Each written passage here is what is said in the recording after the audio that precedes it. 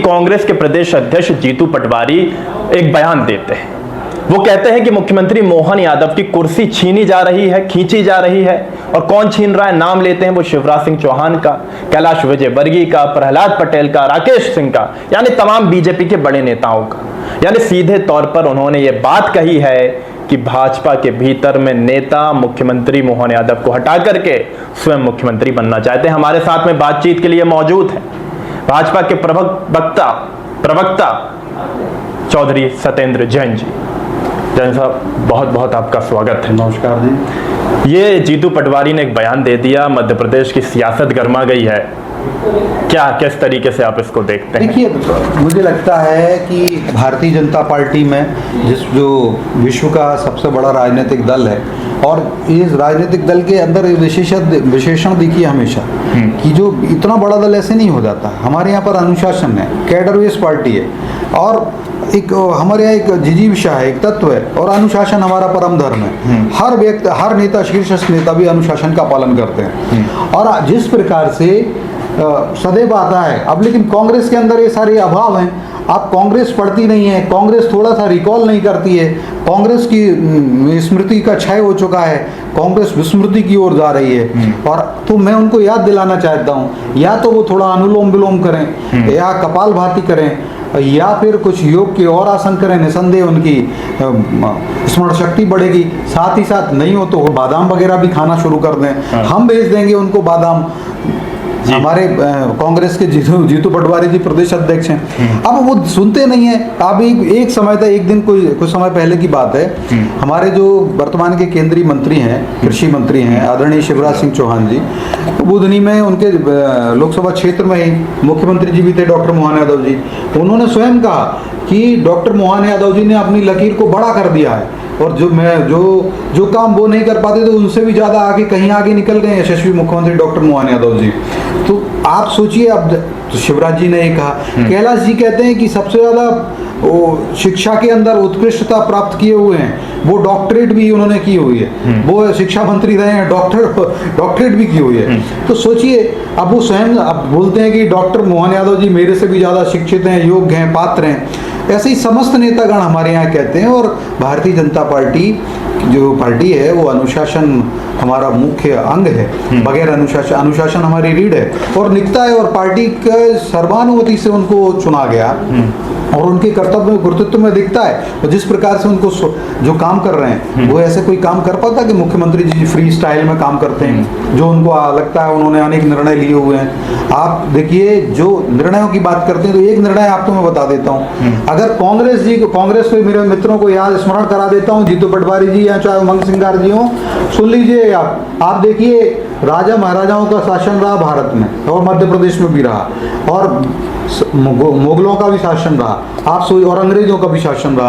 आप देखिए, अंग्रेजों का शासन रहा, मुगलों का शासन रहा, राजा महाराजाओं का शासन रहा, सब मिलाकर के मध्य प्रदेश में जब 45-46 साल कांग्रेस की सरकार भी रही थी, दिग्विजय सिंह जी के समय काल तक, उस समय तक मध्य प्रदेश का जो रकबा था सिंचाई का, वो कितना था? 7.5 लाख हेक्टेयर था। और उसको हमारी सरकार आई, हमने उसमें काम किया, उसको लगभग 45 लाख हेक्टेयर तक पहुंचा।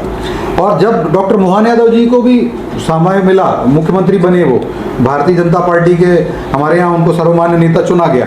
जब उनको चुना गया, जब उन्होंने सत्ता संभाली, तो एक साल के अंदर सोचिए, जो 45 लाख हेक्टेयर था, आज वो 55 लाख हेक्टेयर से ज्यादा हो गया। तो कांग्रेस और कांग्रेस के जितना इकोसिस्टम है, जब इनकी सरकारें थी 45-46 साल वो, और 1.5 साल कमलनाथ जी के मिला लो, तो 47 साल से ज्यादा का 48 साल कांग्रेस का शासन रहा मध्य प्रदेश में। ये और इनके साथ राजा महाराजा, मुगलों, सबकी मिलाकर के 7.5 लाख हेक्टेयर भूमि थी।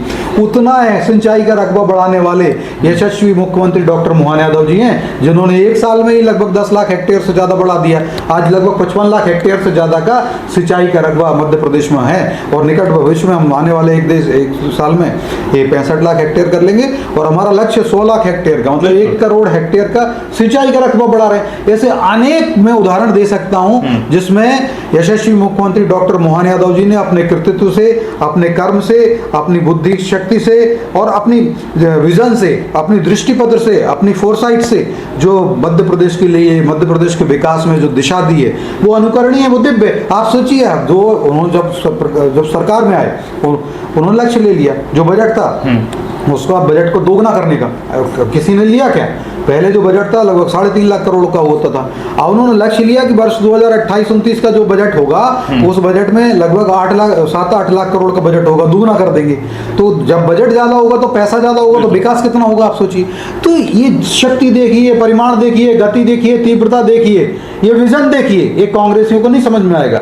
ये मध्य प्रदेश की भगवान रूपी जनता जानती है और मध्य प्रदेश की भगवान रूपी जनता बार बार भारतीय जनता पार्टी को आशीर्वाद दे रही है। और आज डॉक्टर मोहन यादव जी के नागपाश में, उनके मोहपाश में, उनके प्रेम में, उनके वात्सल में मध्य प्रदेश की जनता बंध गई है। जिस प्रकार से वो अनेक योजनाओं के द्वारा लाभ दे रहे हैं, नई नई योजनाओं को लॉन्च कर रहे हैं और उन सब का प्रतिफल देखिए, उससे निस्संदेह मध्य प्रदेश का जन जन आह्लादित है, युवा आह्लादित है, उद्योगपति आह्लादित है। उद्योगों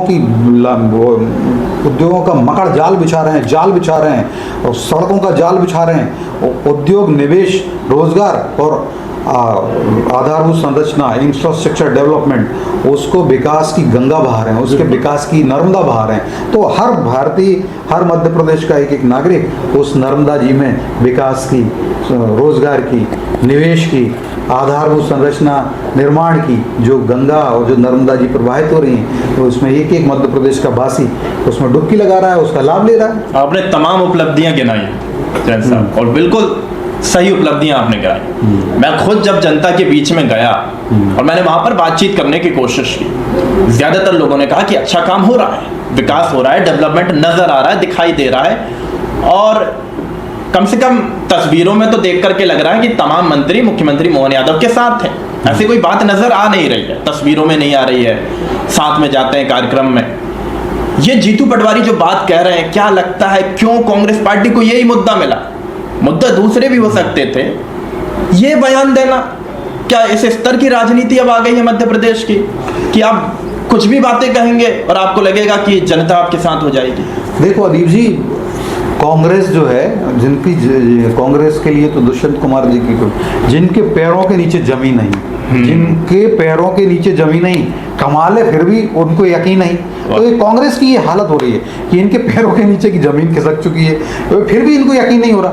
ये वही जीतू पटवारी हैं, बड़ बोले जीतू पटवारी, जो लोकसभा चुनाव में कह रहे थे, क्या कहते थे, 20 से ज्यादा लोकसभा सीट जीतेंगे, 20 और शून्य देने वाले हैं, 0 दे दिया, कांग्रेस को डबल 0 दे दिए, दहाई की एक भी सीट नहीं है। तो ये वो बड़ बोले हैं, ब्लफ मास्टर हैं, इस मुंगेरी लाल हैं, ये शेख चिल्ली हैं। और आज जो बात कर रहे हैं, दरअसल जीतू पटवारी जी की कुर्सी हिल चुकी है। जीतू पटवारी जी संगठन में निष्प्रभावी सिद्ध हो रहे हैं, निस्तेज सिद्ध हो रहे हैं। आप देखिए अभी भी ताज़ा आपको उदाहरण है, बहुत सारे उदाहरण हैं। मैं ये नहीं कह रहा कि कांग्रेस में गाली देने की, गाली खाने की पावर ऑफ अटॉर्नी बढ़ती है। कमलनाथ जी ने कहा दिग्विजय सिंह जी के लिए, खुलेआम बोला था उन्होंने कहा। और कमलनाथ जी ने दूसरी बात और कही कि जाओ दिग्विजय सिंह जी के और उनके सुपुत्र उनके कुर्ते फाड़ो, कपड़े फाड़ो, मतलब नोचो एक दूसरे। ये क्या ये एक रूपता है कांग्रेस में।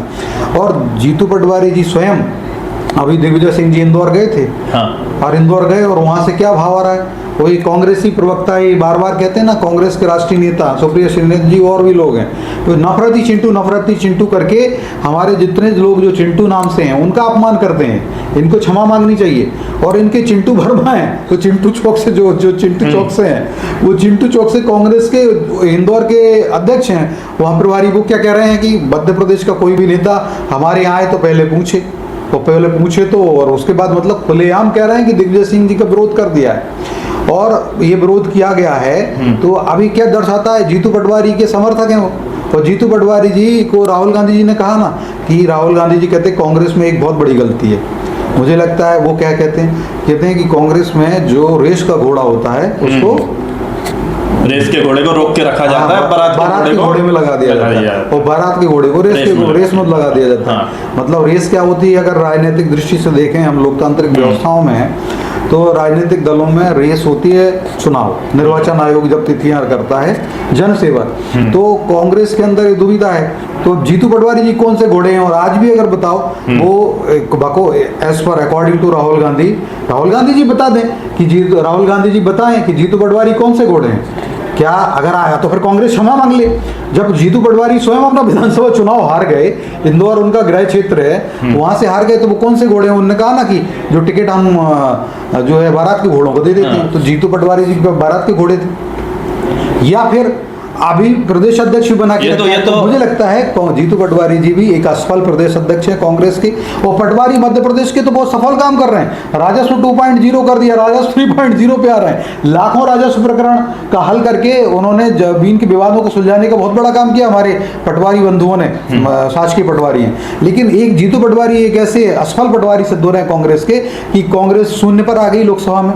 कांग्रेस के लाखों नेता कांग्रेस छोड़ चुके हैं, वो अपने नेताओं को नहीं बांध पा रहे, और अभी दिग्विजय सिंह जी का अपमान उनके लोग कर रहे हैं, तो कांग्रेस में इनकी कुर्सी जाने वाली है, इसलिए इनको भय लग रहा है, तो ये इधर उधर की बातें कर रहे हैं। जीतू पटवारी जी, तो आप ये बताओ कि कारवा कैसे लूटा? ये कारवा लुट रहा है कांग्रेस का, जवाब दो कि कारवा कैसे लूटा?